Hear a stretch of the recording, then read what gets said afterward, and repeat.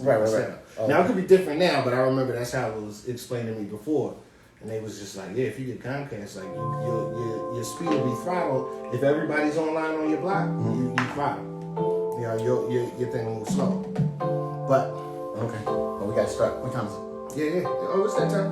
Oh, it's time. Let's go. Oh, let's go. Hold on, let me check this out. Now even though I try to play it up, I'm thinking about you all day. Right, niggas is making love on the radio. This is a love, the day of love. It's love today. What up, everybody? It's your boy, Comedic Malcolm Hill, and this is the conversation each and every Thursday night from 7 until 8. It's Tuesday at 7.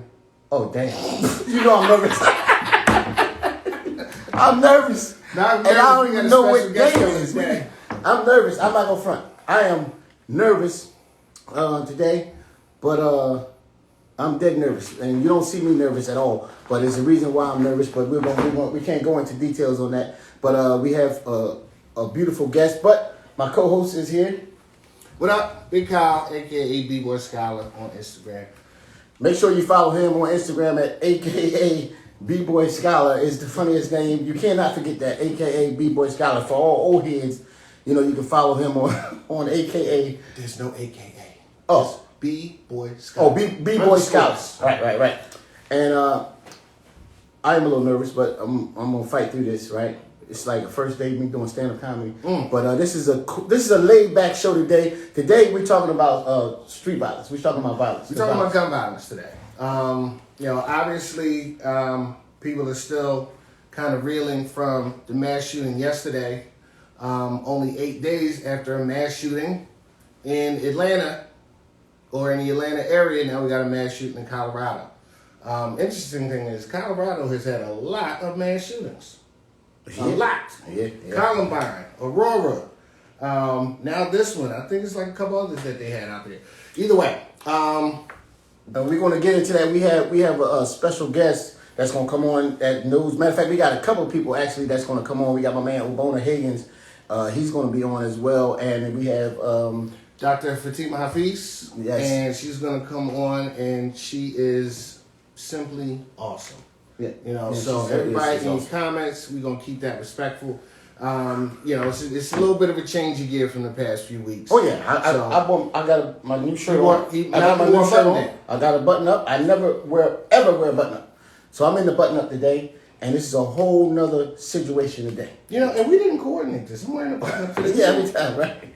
Well, hey, you know, when we hang together, that's the vibe today. That's the vibe. Yeah, you know, this is more of a serious conversation. You know, because like, you know, as far as gun violence, you know, when I was growing up myself, you know, I've been a part of a lot of situations where, you know, I should have been killed. You see what I'm saying? Like a lot of situations, like, and I'm so blessed to, you know, to be here because I actually got away a lot of situations very close. Mm-hmm. You know, even one time, right, my aunt used to, she used to get stuff off the trash back in the day. People don't do that no more. Mm-hmm. But she would drive me in the car with her. Oh, go pick up that lamp. And I'm going out the car, picking up the lamp. Oh, no, people still do that. Oh, they still do that? Oh, yes. Well, my aunt her house is like Sanford and Son. It's like all kinds of stuff from everybody's house in the neighborhood. Northeast Philly, Latino brothers be driving around in the Fred Sanford truck, picking up everything. So I gets out the car, and I goes and I'm picking up something, and I'm walking back to the car, and this is in the wintertime, it was snowing, and a car rides up, right? Mm-hmm. And the window rolls down. Now, back in the day, everybody know me, because I used to, you know, do a lot of different things, right? So the window rolls down, and a gun comes sticking out of the window, the back window, right? And me, I'm not used to people at that time really trying to shoot me. Yeah. So I'm walking towards it, holding this thing, talking about like, who is that, right? And somebody said, that's not him, that's Malcolm. And then they drove off. To this very day, I don't know who that was, but if that person wasn't in that car, they was going to shot me. But somebody said, that's not him, that's Malcolm. And that's one situation where I'm lucky to even be here right now. Man. It's a couple of them like happen like that with me, but other kind of situations too. I mean, it's a lot. And you know, for us, like, you know, we're two black men. Like, we're catching it from all sides. Like, you know, the level of fear for us is different, you know, because I could be walking up here. Like, you know how many people I meet in Philly be like, you look familiar. And you know, when I hear that shit, I cringe. Right. I don't want to look like nobody. Yeah. I don't want the thought of nobody looking like me, except for my father and my kids. Yeah. You know what I mean? Because when people say that, I be like, yeah, I hope whoever I look like is all right. You know, but yeah, I've been in situations, definitely like parties and things like that with shots rang out. I did have when I was working security at an after hours in Philly. Right. Yeah, this you know, we put this guy out. Yep. Always happens. Put a guy out. You know, actually he came in with the robber. You know, so at this point I'm running security. I'm not just bouncing. So they come and get me, and you know, I say, well, yeah, you know, look, blood, you can't come in. Right. You know, you coming in wilding. You're not coming in. Come back next week. Cool it off. Right. Because you're coming in hot. You can't come in here like that. Right. So send him home because he got into an argument with one of my guys at the door. So the guy leaves. You know, 2-3 hours later, they come and get me. They was like, yo, that kid is out front. You know, and we was at 22nd and Cecil B. Moore. So it was like a little, like the setup was wild. Like you go down the hallway and it opens up and there's like, you know, almost like a community center or whatever. So this kid comes in. So I go out there to talk to him. I'm like, yo, man, it's like, you know, and I was pretty chill as a security dude. Like, you know, I'm not here to puff my chest out and all. Like, yeah, what's going on, man? Right. You know, he's ranting and raving, going back and forth. And I'm like, look, you know, I told you can't come in. You know, just go ahead about it. Like, you know, cool it off. And then next week you in. You come in here, twirl, do whatever it is you do. You know, this kid reaches in his pocket. And I just happened to look down and saw the butt of a pistol coming out of his pocket. It was it was like a 38 long. It was like an old gun. Like you could tell it was probably like his grandfather's gun or something like that. But he's bringing that out of his pocket, and as soon as I saw it, I snatched it. You snatched out his hand? Hell yeah! You know some type of. I wasn't gonna let him keep it. Well, yeah, that's true. You crazy? I was like, oh. Okay. So I snatched the gun out of his pocket and popped open the cylinder, dropped the bullets out. Boom, boom, boom, boom, boom, boom. You know, it was fully loaded. All 6 shots. Dropped that out, put that in my bag. I started to hit him with it because I was mad. Like he was like, I wasn't gonna do nothing with it. I was like, why you pull it out? You know? Man, you know? That's crazy. Like I this is another thing that happened. Like when I first started doing comedy, you know, this promoter named Johnny Topcat, rest in peace, Johnny Topcat, right? We had a show, and it was 2 shows, and when I came to the show, it was like it's at 5th and Island. I got to the show, and this girl was in the room. These 2 girls sitting at the bar, and they say, "Hey, how you doing, Malcolm?" And they all loud and everything. They're like, "Man, how much y'all be making?" Like that, right? She said, "How much y'all be making?" Right? So I remember Funny Mike said he was with us. He said, "We don't be making nothing. They we pay them like that, right?" So check this out. The 2 girls, right? They left, right? No, I mean they went to the show. They came into the show. Next thing you know, we did the show, and it was time for the second show, so we had to let the first people out, right? And John had paid me for the show already, but John used to stand out front of the show and sell tickets in front of the show. Right. And he would sell tickets to people who was buying tickets at the door, and he would stick the money in his shirt like that, right? So next thing you know, I go back in and I'm doing the second show, and John walks the bartender to her car. Right. When he walks the bartender to her car, it's all gonna take 2. He walks the bartender to her car. He comes walking back, and the 2 girls were standing there with these 2 guys. And the 2 girls pointed him out. And next thing you know, the 2 girls, they walked away. And the boy pulled the gun out and said, "Give me your money." And John, you know, John was like, "Man, ain't nobody got no money." And like smacked the gun like that, right? Well, the guy shot him twice. And he only had like $40 in his pocket because he had just paid me, you know, all the money. So the dude ran and everything. This is in broad daylight. This is like it wasn't even dark. Like you could see people on the bus looking, and the guy had the gun to him and shot him and everything, right? And went through his pockets while he was on the ground. Now, what's so crazy about the situation is when John got shot, you know, everybody came running out, and he on the ground, and he's like, "You know, I'm okay," because I ain't see no blood, hardly nothing, right? So I'm like, okay, he cool, and this, that, and the other, right? So the ambulance came, and so I'm thinking, okay, he's cool, this, that, and the other, and he died like 3-4 days later. But the guy shot him in front of everybody, like a bus ride down the street, everything, and this, that, and the other. And he didn't. The thing about it is, he didn't get that much time, which is crazy to me, right? And that guy, well, he killed another black person. Maybe that's the reason. And that got me to say, man, I might start needing security because people think you got a whole lot of money because people don't have nothing and they think you got a whole lot of money. And, I remember Michael Blackston that came there. This is when he was in the beginning. He would say, Rob said he remembered that. Yeah. It's Rob. What up, Rob? Oh, Rob Minus. Oh, yeah. And Mike Blackston came to that room. This was in the hood. This John wanted to bring comedy to the hood because he was like, everybody keeps going downtown, right. And I want to bring comedy into the hood. And local bar establishment, man. He owned it, man. And the man was trying to turn his little small bar into a comedy club, man. And I'm gonna tell you, it was becoming a comedy club because every comedian all over the country was calling me up like, Malk, I need to do your room, da da da. And the man shot the man and killed him over $40. $40. That's what he got out of his pockets, right? So it's a lot of senseless killings that's going on, and it's like, when I look at the shootings, it's like people are shooting people over $40 over. What people are Instagram beef. If Instagram beefs, talking on Snapchat, and people are killing people. Like I used to sit back and think, all these people in prison, and nobody's in prison for trying to get $100 million. Everybody's in prison for $40 or $80. $20. Yeah, $20. Yeah, like, what you in here for? $40. Nope. Is anybody in here that tried to get $14 million? Raise your hand. There's nobody. Everybody $40. He said something. Is either $20, $40, or a woman. Jealousy over a woman, or a woman is messing with this guy now. Is either small bit of money or a woman. Is why people are killing each other. Some level of disrespect. I mean, as brothers, we can catch it out there from the neighbor. We could catch it out here from these cops. We could go into the Walmart and some disaffected white guys having a bad day, and comes in and shoots the place up. Right.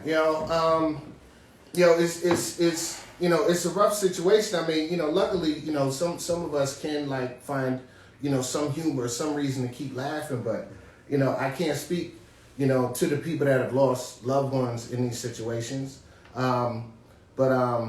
As a segue, let's do a quick shout out. Miss Hines. Shout out. Hello, Miss Hines. Miss Hines. Like Duncan Hines? Yep. Miss Hines. Hello. And she's chocolate. Yeah, she been.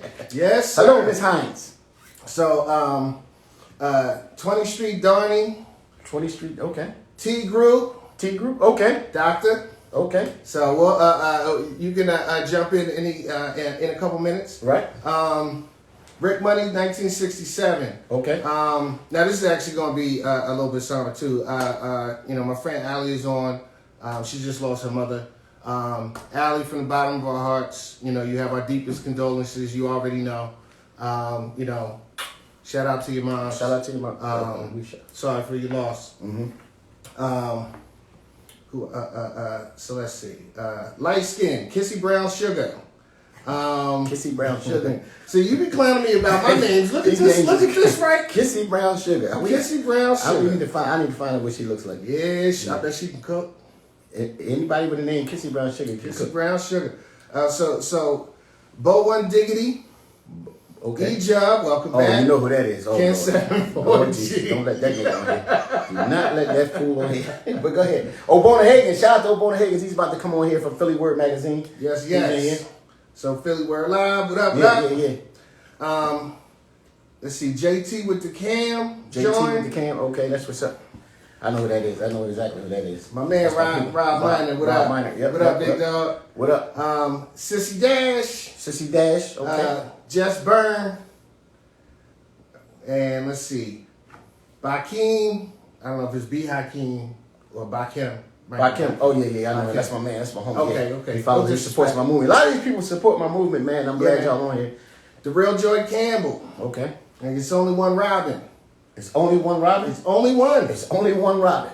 That's it. Ain't so no that's more. Like the Jet Li movie. She going around killing all the Robins. Oh, yeah. I remember that. It's only one Robin left.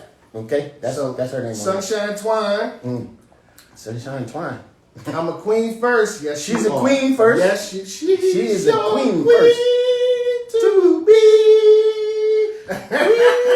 To be. She's a queen first. Shout out to you for watching. Dave Gordon 46. That's that guy. I'm not gonna say what he does, but that guy is funny. So Dothead J. I feel like that's a little racist. No, I'm just kidding. Dothead J. How do people be thinking of these names to be on here? But anyway, so oh yeah, I'm a queen first. Okay, yes. Yeah, she said she loves us. Mwah. We love you back.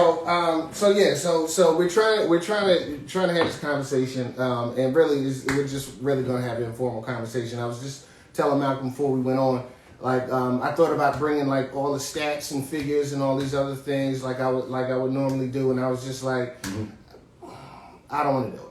Right. You know, I didn't want to look them up. I didn't want to bring them. I know that Philly has really been wilding this past year. It's man.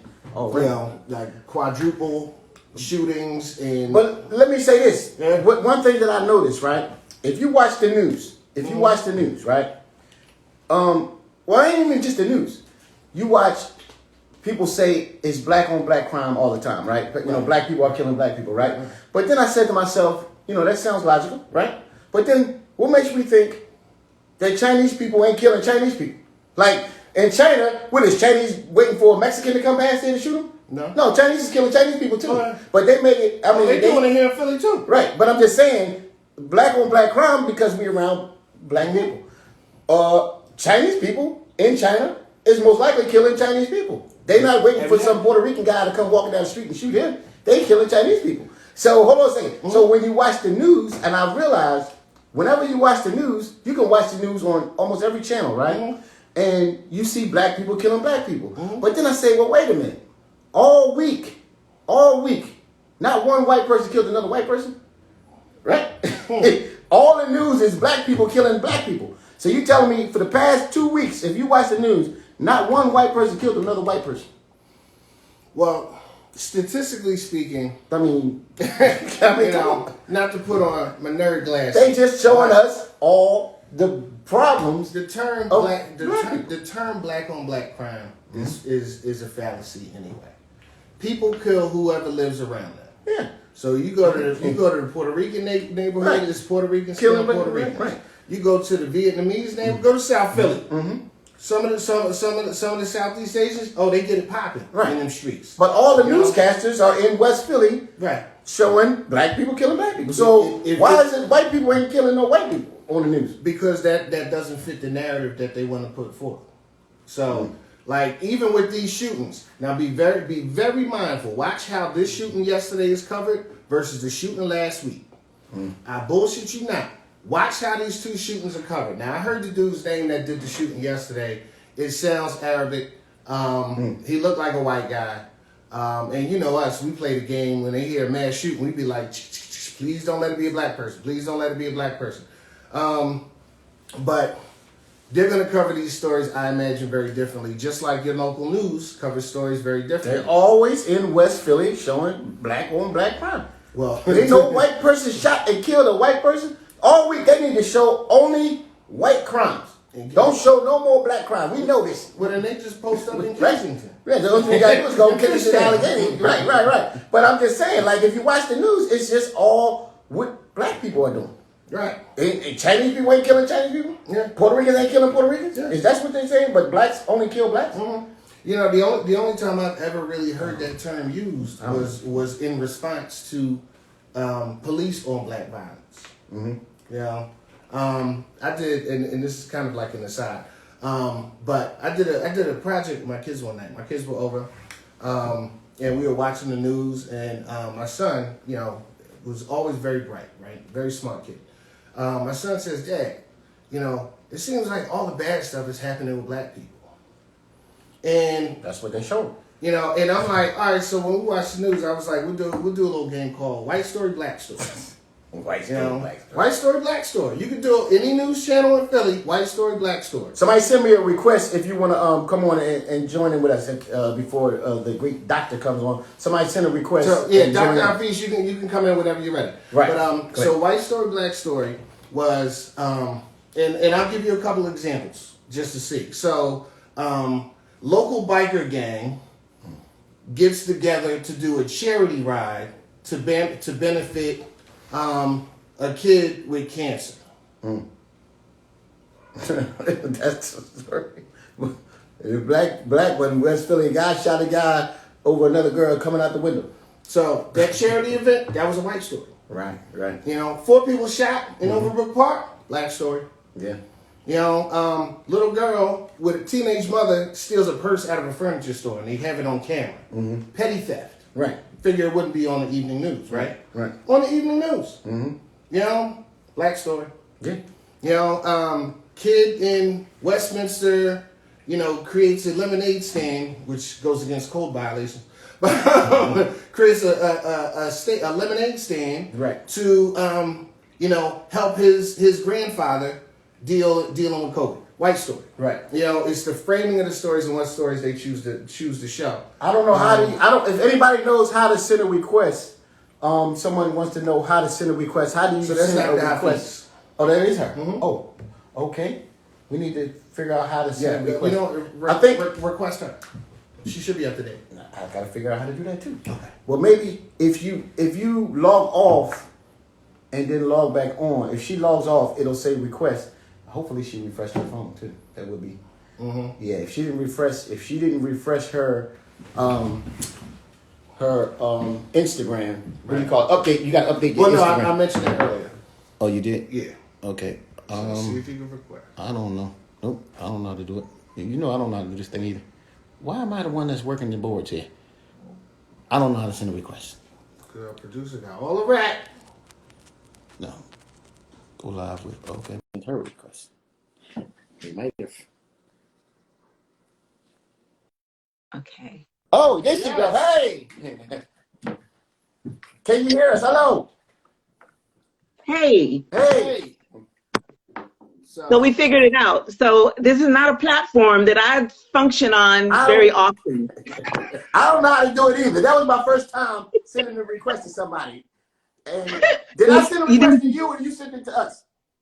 You did a good job. I'm here. Thank you. Well, as long as you're here, that's all that counts. Yes. Thank you. So Thank Doctor, you. absolutely a pleasure to see you again. It's awesome that you could join the conversation. Thank you very much for taking the time. I know you are a busy woman. So we are having a conversation. So I just wanted to go ahead, brother. Oh no, please take the floor. I'm listening. No, I just want to say thank you, and thank you for the uplift and also the dynamic of the examples that you gave about your experience with this particular topic as it relates to gun violence, and particularly gun violence as it relates to our community. And so I just want to say thank you to everybody that's out there. I want to say I'm sending all love, light, and joy and peace to us as a community and to everyone.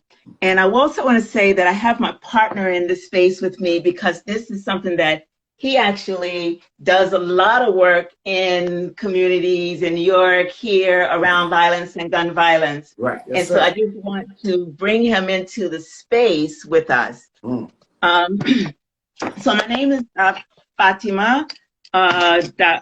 Either people call me Dr. Fatima or Fatima. And I am the mother of 8. I have 4 Black males that I have raised not by myself. And I want us to realize that a lot of our young men and women, I have 4 daughters. Right. And that there was a community, there's a community that raised our children, and we've lost a sense of that. I also want to say that I am a CEO of a company. I'm a high school dropout to a PhD, and everything is possible if, in fact, we start to pay attention to our power and stop looking at other people's power to change any conditions that we have. And so it's a pleasure. Just thank you for inviting me to just be in this conversation. And I'm hoping my husband said, I want to be in that conversation. The more the merrier. Yes. So absolutely. Yeah. So Yeah. you know, we're on the and please tell them what you currently do, and give them a little bit of information about your organization. Great.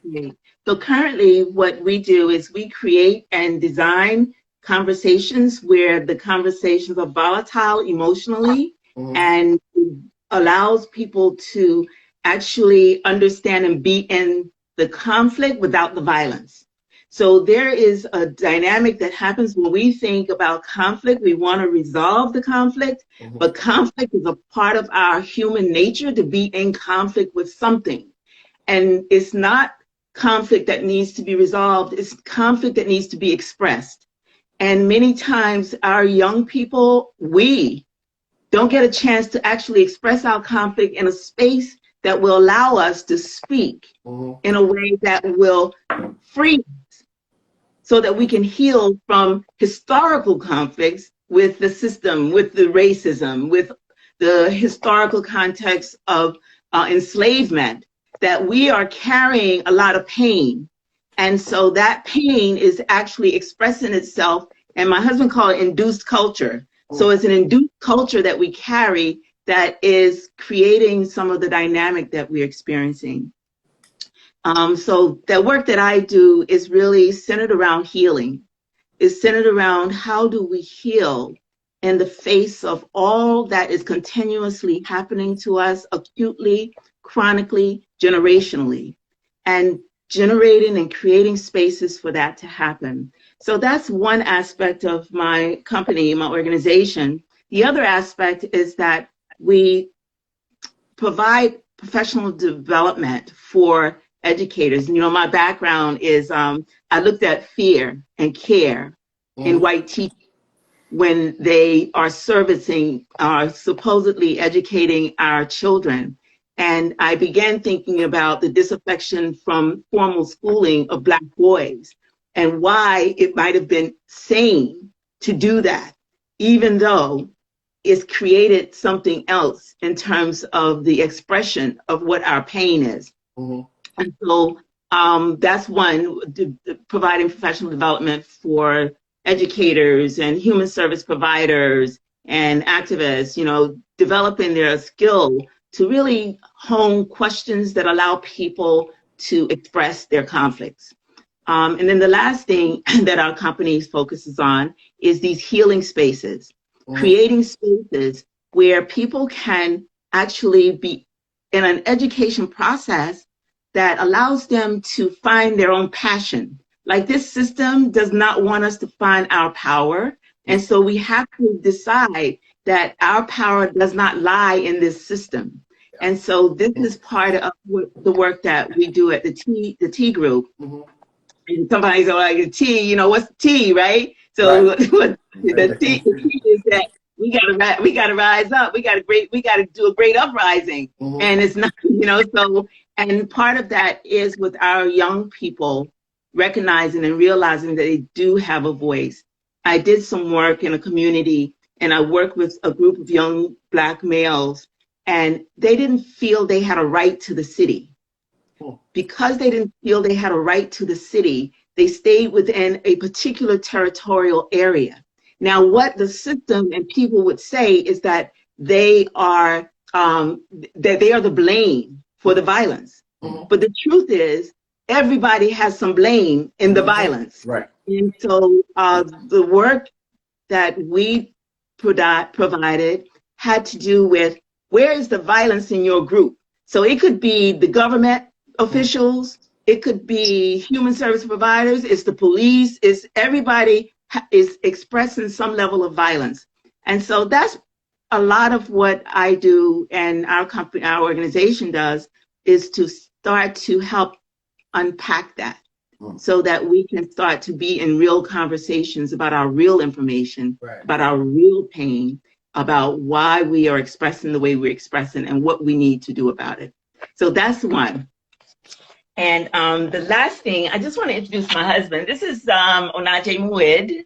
Okay. And he is doing some work with Cure Violence.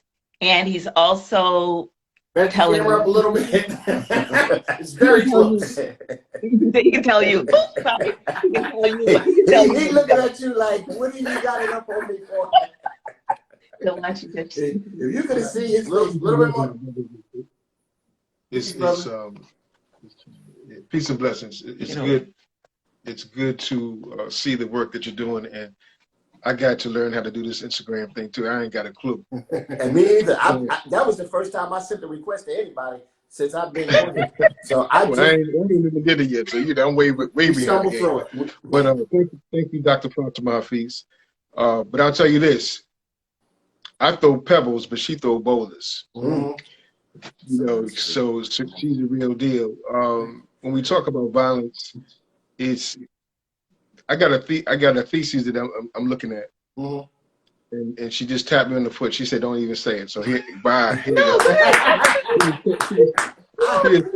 just tapped me on the foot. She said, "Oh no, we're not doing that today." He said, "Goodbye." It ain't no talking back. Ain't no bye. So the work I do with a few groups, many of them being trained through this model called Cure Violence, says that it's a disease, right? But guess what? If you're not talking about where the disease come from, that's only half the story.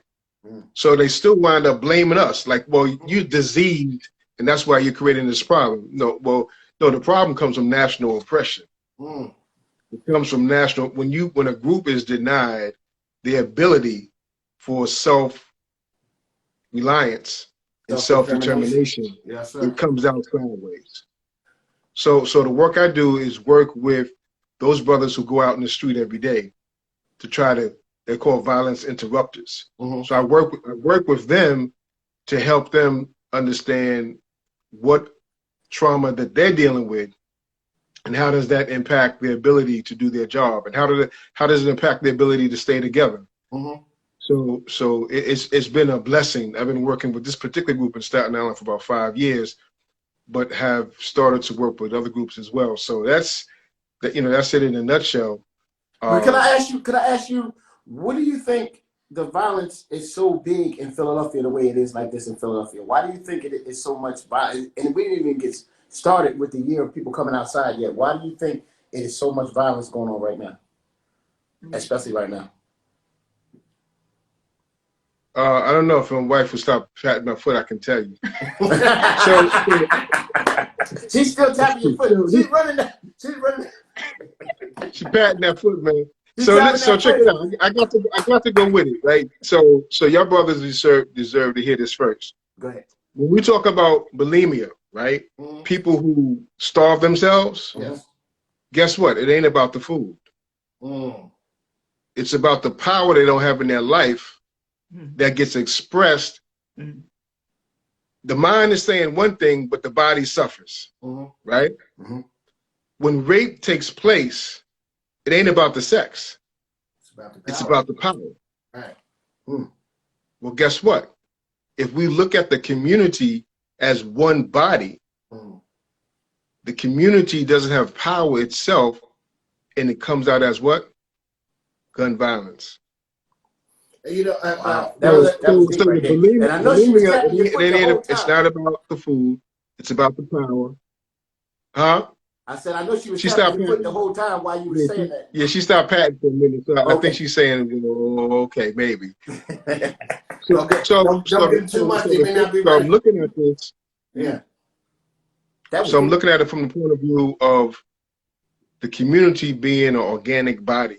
And this is the thing, remember, this is the thing that this country has done everything possible to make sure that we're not feeling each other as one body. Because once you have one body, that's power. So they'll allow conditions to fester. And let me tell you this, the CDC for 20 years defunded any gun research while we popping each other off every day. 20 years, not 5, not 10, not for 20 years. CDC couldn't do gun violence research. Wow. Because of that 20 years. It just happened in the fall where they came up with a little, what, 25 million, right? To say, oh, okay, we'll do something to say that we're doing something. So how do you deprive a community of funding on research, on gun research for 20 years and not be held criminally responsible for that? So I'm saying there is these dynamics so one to of the keep things, us.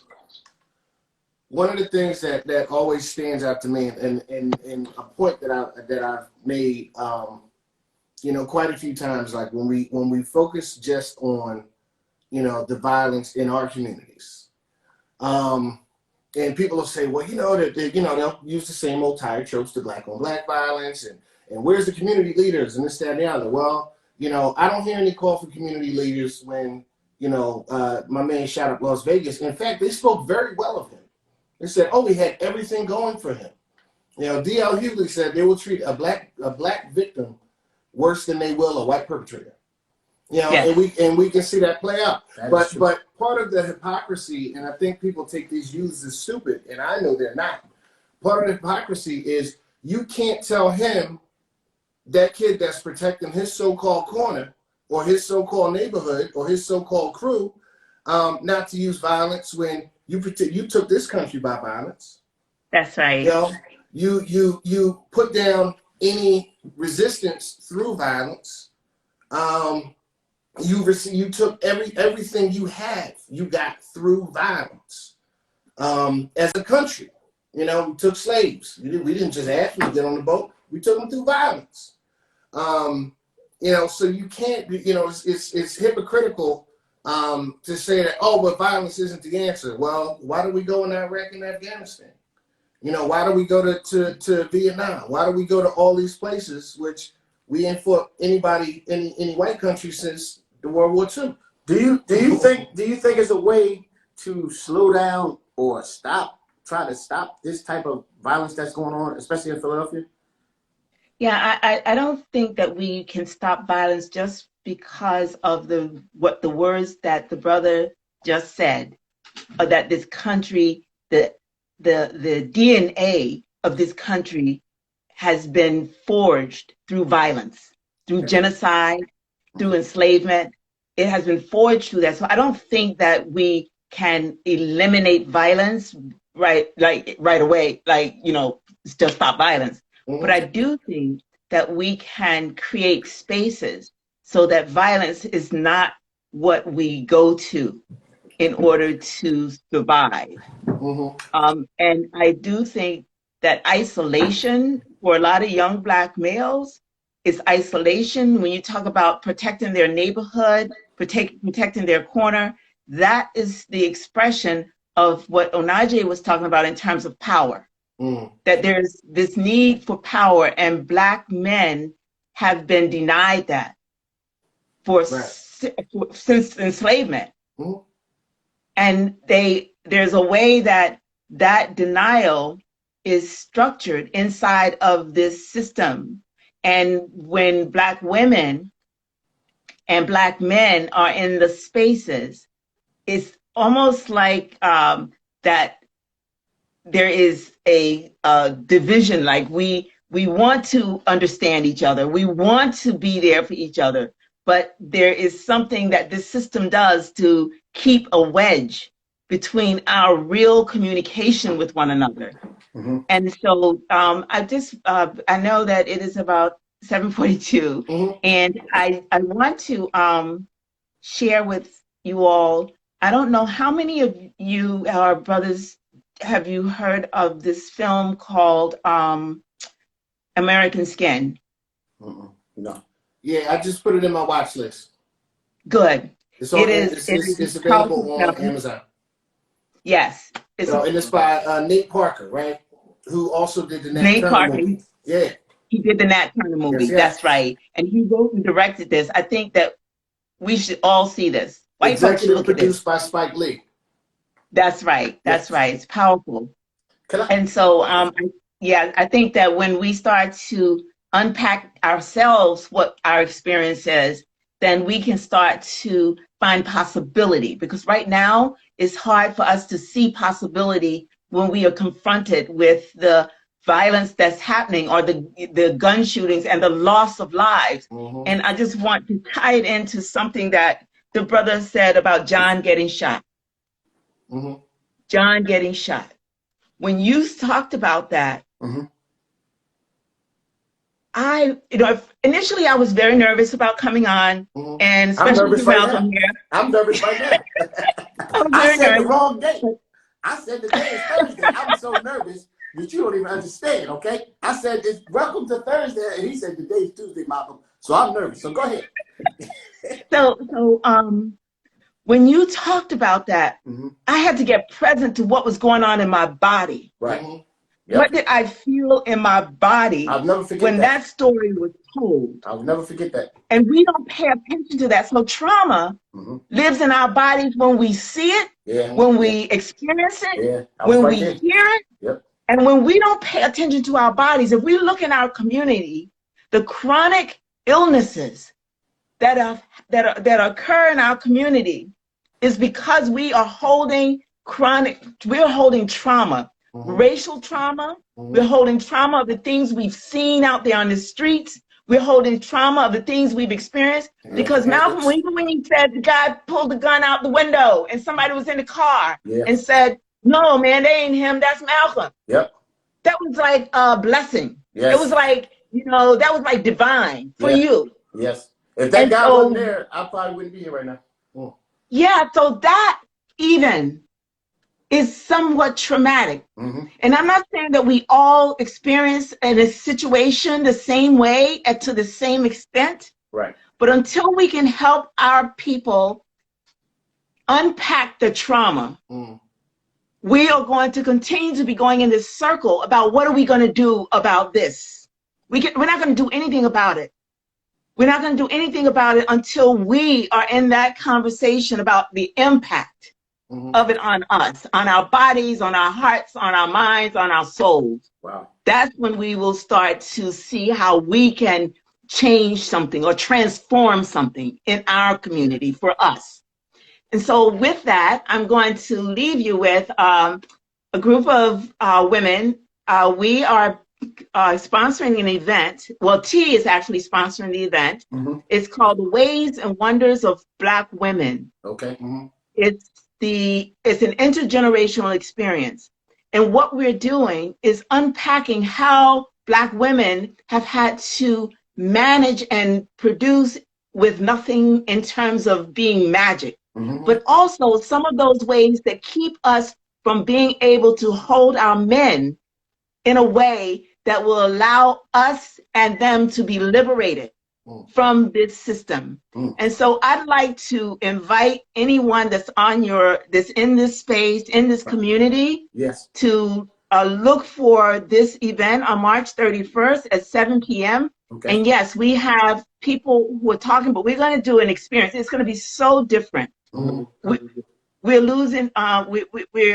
to provide an experience as opposed to a talking experience. The community will be in conversation. And the way you can get to that is you can go to the tgroup.org, or you can it's spelled T-H-E. Now he's hitting your foot. Now he's tapping your foot. Now he's tapping your foot. That's right. Get him back. Equality. Tap her foot now. Tell her. It's spelled T-H-E. He finally said, "You know what? I'm gonna tap your foot now." Go ahead. But that's how we do, right? We're supposed to do that like this, right? He let you run it for a minute, and then you run it for the rest of the day. Okay, y'all go back and forth with it. So tell them. So finish telling. Tell us about the T group. Go ahead. Okay, so you can reach out to the T group, THE, capital T, capital E, capital A, capital GROUP.org. That's one way you can reach us. And another way, once you go there, you can call us. We have an 800 number. You can reach out and find out more information.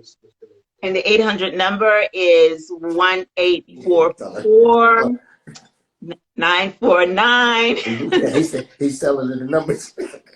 949-8726. So please, I will send you all, some information. Perhaps you can just put it out there we for want to us. support it. We definitely going to support it. We definitely going to support your movement and try to do all we can do for it. But you know what? Before you go, right? I just want to say this. For years, I've been thinking of this to myself about crime. How is it able to slow down crime? And I say this, a lot of laws was made years ago, right? Mm-hmm. So a lot of stuff didn't change, right? So I say to myself, why is it that people can shoot somebody like when John got shot in front of everybody, right? The reason why is because the guy knew that everybody that was watching, no one was going to say anything, right? Yes. And the reason why no one's going to say anything, in my opinion, is because of a law that was made years ago, and that is when you accuse somebody, you got to testify against them. You literally got to say it in the courtroom and say, it's him. And they say, well, can you point to the guy? You point.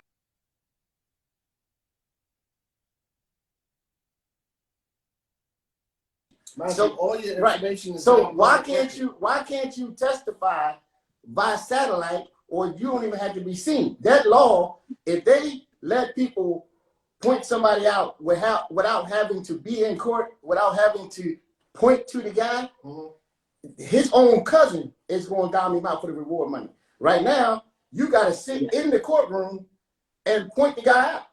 Well, nobody's doing that. I'm going to answer your question with a very simple question. How do you think that would work out for black people? People gonna start snitching. But then they could just snitch on anything. No, but it's still got to be the facts. But you don't have, as long as you don't have to, people will snitch if you don't have to sit in that courtroom and point to the guy and say he did it. Yeah. People, his own cousin is going to snitch on him. See, right now, nobody's snitching. That's before you even get to the jury process. Right. The jury process, the judge will ask you questions in front of the defendant. That's what I'm saying. Where do your kids go to school? Right. And that's the jury. That's not the witness. If they change, to me, if they change that where you could testify against somebody without having to be there, I guarantee you it's going to be more people testifying against people. But constitutionally, you had the right to face your accuser. No, but they need to change that. They need to change that. They need to change that. It's not going to have the impact you think it will. Yes, it will. Because I'll be switching on. Because people just said they did it. Huh? No, you still gotta go through the same process of saying what you know, right? But you don't need to be sitting in there right next to the guy that you try to put to prison for life. They need to change that. You want to send like a car or something like that? Listen, have me behind the screen. You can be behind the screen with the voice thing. Why do I got to see this guy and his whole family sit there at the same time? And then I got to catch the bus home. Anyway, listen, we're not going to hold you up. That is so, what you just discussed, those are the things, the questions we raise. Right. Those are the ways in which we have to start thinking, is how do we impact the system, but how do we heal ourselves? That needs to change. That needs to change. If they change, I guarantee you, if they change that, and with the reward money, the phones will be ringing off the hook. Right now, don't nobody want to go to court. I don't even want to go to jury duty, right? So don't nobody want to go to court. And you testifying against a guy that you try to put away for life. But think about that too, because none of us want to go to jury duty. I went for jury duty. They picked me for the jury. I was the only one fighting for the system on that jury. Everybody else in that room was racist, except the Spanish dude. He was cool, but he kept his mouth shut. Right. But had I not, and this is just a simple, she got car ran into the back of her. You know, the doctor, they were trying to figure out how much the doctor was going to pay this woman. They didn't want to give her nothing. White lady said she was lazy. This woman worked at a job for 25 years. She was crying on the stand because she was upset that she couldn't perform her job the way she was because of intense back pain.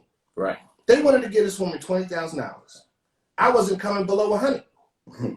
But at some point, I had to come down a little bit and meet him in the middle because I was the only holdout. We wound up getting that woman $60,000. Oh, okay. You know, but if I wasn't there to fight that fight, if I was, I got to pick up my kids from daycare, I got to do that, I got to come up with any old excuse, then that woman wouldn't have got justice, and she still didn't really get justice. Wow. Well, we don't want to hold you. We don't want to hold you long. You have any final words, or you good? No, I just think that these are the kind of conversations that need to come up in our community. They need to come up. And our organization, we are so willing to support conversations, and particularly as relate to young Black males having conversations with each other. Okay. And so I don't have it. You guys are like you're doing the do. That's like thank you. Doing the do, just like you doing. And I'm nervous. So, you don't know why I'm nervous, but I'm nervous, and I'm not myself right now. But I got through it. We good. Well, Dr. Fatima, thank you for joining us. Thank you for joining us. We will make sure we get Jackie to put the information up. We're gonna put the information up in our link. Yep. So you guys have a wonderful evening. Thank you very much. Yeah. And let me take over again. Let me share with you that I'm finishing my doctorate on the subject. Yes, sir. And the question is, the solution is, how do we help our people be calm and be with peace? Right. And that's what this social intervention is about. Having our people with groups so that they can start to be in the peace inside themselves, where they don't have to do the retaliation firing, gun firing, right? Retaliatory gun violence is a cycle that keeps going. Yeah. So we have to learn to break that cycle. Yep. 100%. 100%. And thank you both. Thank you both. Thank you. Thank you. I don't know how to hang this thing up. That's all right. I'll hang up. I don't know how to do it. I guess they got to press the X. Bona Havens is. I'll hang up. I think you got to press the X or something. I don't know. Wow, that's deep. You know what's interesting? When I was in, I had an art history class. Right. In the art history class. Bona Higgins. Hold on, let me finish. What's up, man? In the art history class, there was a tribe in Africa that they had a space to settle all disputes, right? Mm-hmm. And what it was like this big kind of cube-like thing, like made of mud, sticks, this, that, and the other, stone, whatever. And you had to go under here, and it was supported on sticks. So you had to go under there, but the thing is, you couldn't stand up. Right. So whatever dispute you had to have it out in that space, and you can't stand up and bark on nobody or nothing. It's just like, no, your goats is eating my meat and my vegetables, and we need to work this out. You owe me some carry shells or whatever, but they worked it out. Anyway, Bona Higgins, how you doing? Philly Word Magazine. Real quick, tell the people who you are and all you do. This man is one of the smartest guys in the city right here. Go ahead. Yes. What's up, Malcolm? How you doing, brother? All right. All right. Yeah, you know, you asked me to come on to talk about the gun violence and everything. And as I told you, I'm a victim of gun violence. My father was murdered in Philadelphia in 1968. And you know what happens when a person is murdered? The result of him being murdered in '68 is affecting the family today. You know, my grandmother, his mother, every time that she saw me, she cried because you know I was his namesake. You know, and these are the things, and so I think she lived about 35, 40 years, you know, from the time he was murdered. She never recovered from that, you know, and that's the same thing throughout the city. You know, it's things that he would have done if he was here, but because he wasn't here, certain things in the family happen because, you know, certain people are those pillars of the family, you know. So gun violence goes way beyond just the time that the person actually gets, you know, gets murdered. So one of the things like that the butterfly effect, right? Huh? Yeah, yes, exactly. Like the butterfly effect, because you know that it's like you know when you watch a movie and they be like, oh, we went back in time, oh, we changed something, and now this doesn't happen. You know what I mean? We don't know what some of these young lords would have been had they you know been with us. But please continue, brother. Right. So now one of the things that I keep hearing from everybody is it's something outside that's causing people to be violent. It's some kind of force outside of the individual that's causing the person to be violent. It's not anything outside of the individual. It's not necessarily the system. Yeah, the system is against us, but we have a mind.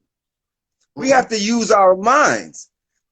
Everything that's happening, everything that you see, the computer in front of you, the hat you have on, the shirt you have on, came out of the mind of man, right?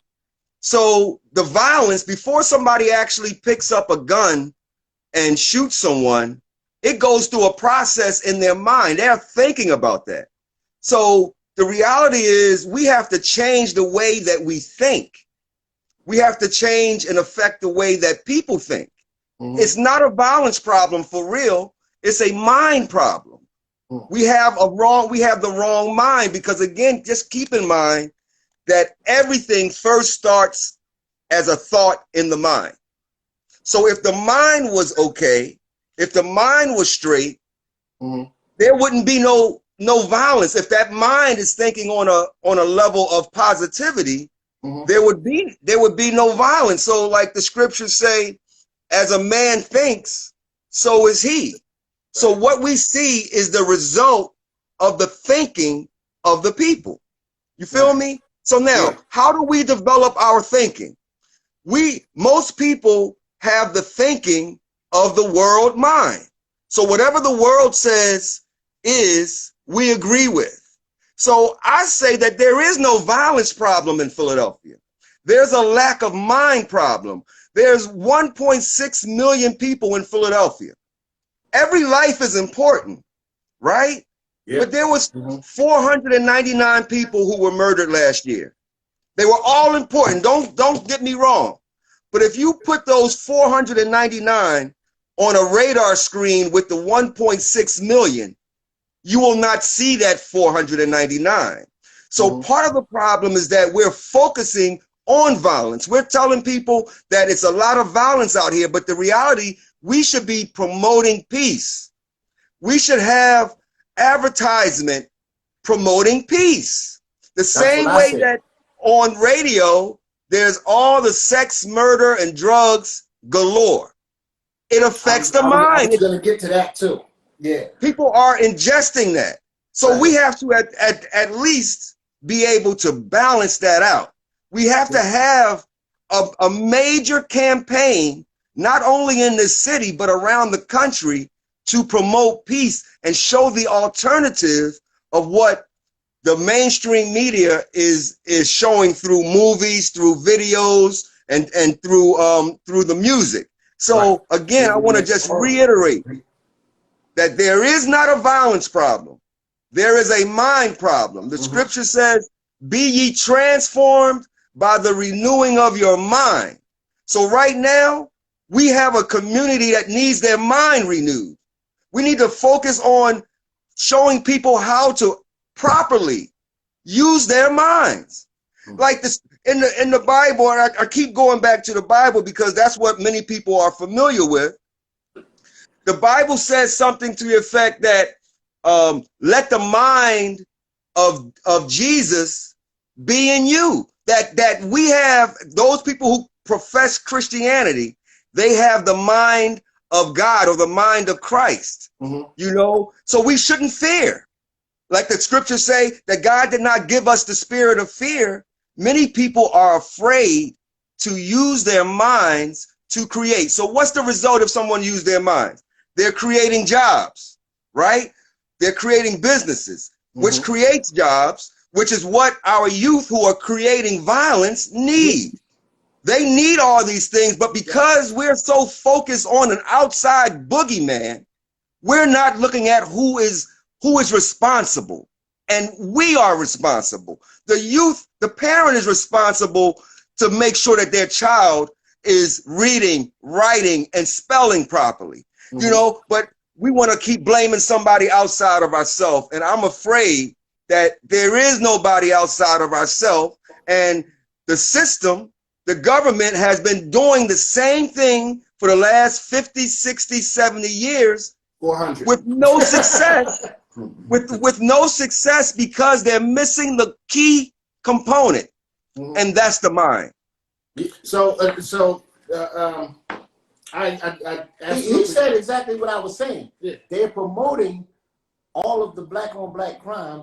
So basically what you're saying is they need to promote positivity. Like you're right. When they show the white stories, it's the flower show, it's the Mama's Parade, or whatever. But when they show the black thing, it's all Southwest Philly, it's all the crimes. Right. It's all the crimes. So you're saying basically, like I was saying, almost what I was saying, is if they start to show some of the positivity that's going on, the people will see positive things and have something to look forward to. If you turn the TV on, you're seeing all the negativity, and you're saying this is what's going on, and ain't nothing else going on. We don't know that the power show is going on. So a conversation I've had with like young boys, especially when we talk about music, and you talk to them and they like, yeah, you just don't understand, you know, the music nowadays, this, that, and the other. And I was like, listen, I don't have a problem with music that's explicit. I don't have a problem with music, you know, that talks about street life.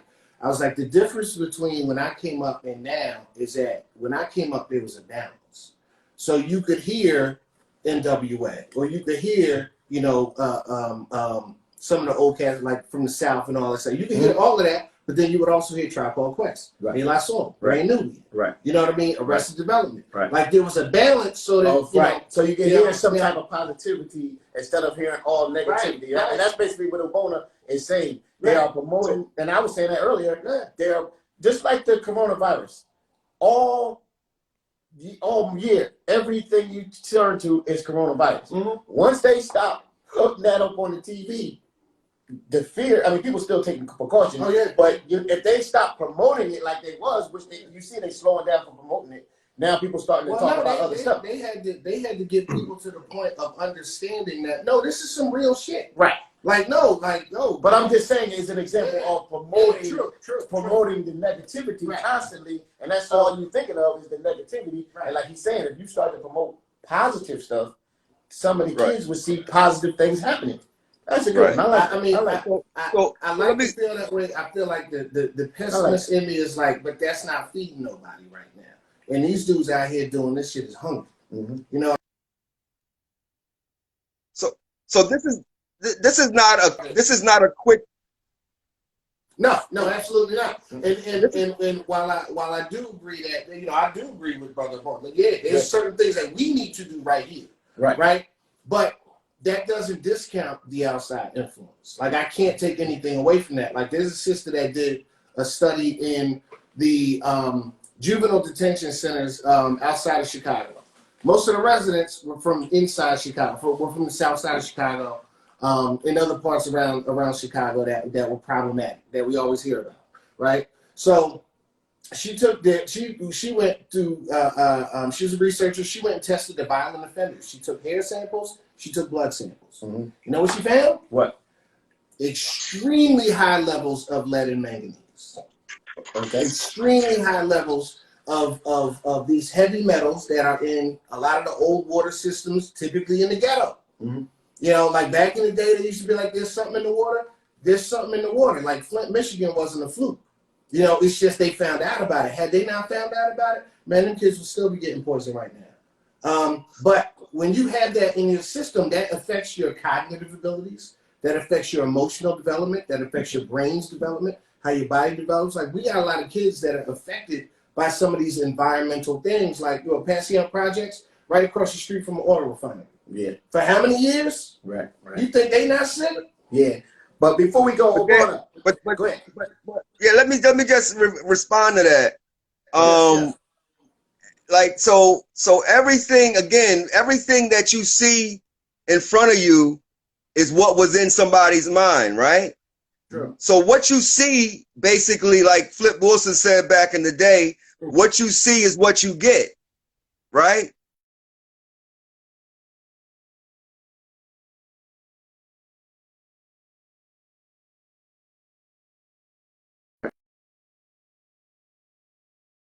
See right now is the result of failed leadership. This is what's in the mind of our leadership. Dirty streets, a violent city.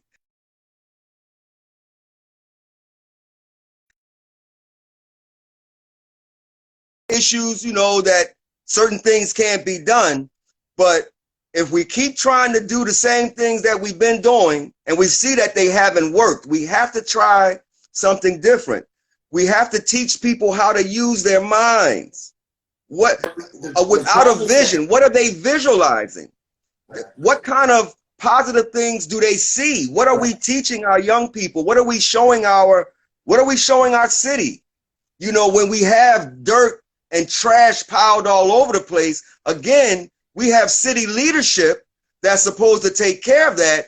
But obviously, what's in their mind is this garbage and this filth because they're doing nothing about it. So again, what you see is what you get. We see what's in the mind of the mayor. We see what's in the minds of the city council members. We see what's in their mind. They can't hide.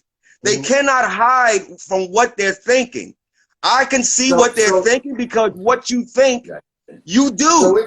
So it's similar to the pollution that I talked about with the air and the water. Now this is basically pollution of the eyes, pollution of the mind. Pollution of the, you gotta be transformed by the renewing of your mind. We gotta show people how to properly use their minds. Not just to tell them that it's not right to shoot somebody. That's not enough.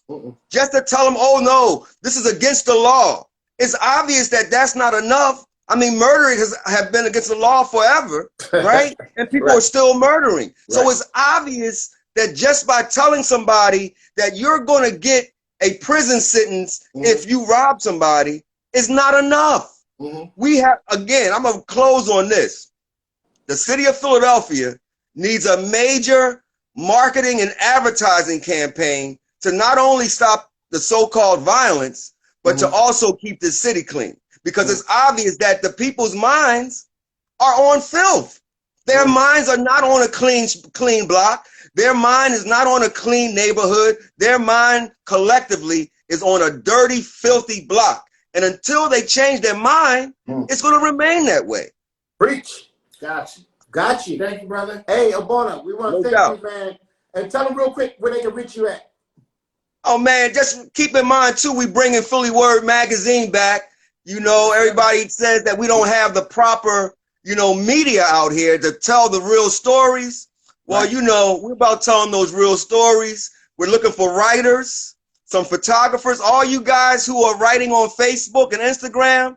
You can have bylines now in a real publication and not just supporting the owners of Facebook and Instagram. We got to also start businesses and create businesses so that we, again, the problem is us. We're the problem and the solution. Wow.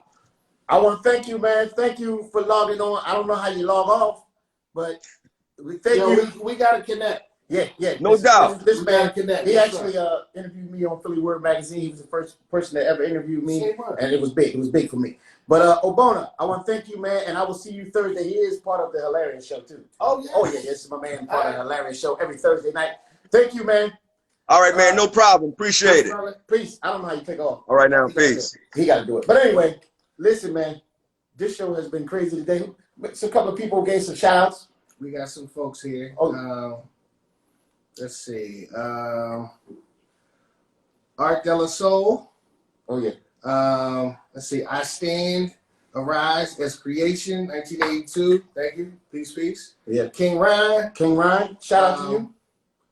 Over the Native Son. Scooter, my young boy Scooter. He's a comedian, young boy Scooter. Yeah, Scooter's a funny guy. Teacher 1130. Nicole Spain, very, very funny, beautiful comedian is in the building. Thank you for watching. Listen, we want to thank everybody for watching, man. It was a great show. Yeah. It was a great show. Yeah. And I was nervous. I can't tell you why, but I was nervous. You know, I even got my, you know, I had to clean up a little bit, clean off a little bit, but I was nervous. But I want to thank everybody for joining, tuning in, man. Make sure y'all tune in next week, every Tuesday at 7 o'clock, because I said Thursday. Every Tuesday at 7 o'clock. Make sure you tune in, man. It's been a great show. We out of here. Peace. I don't know how to log off. You gotta hit the X. Oh, I gotta hit the X. You gotta hit the X. Okay. Hit the X.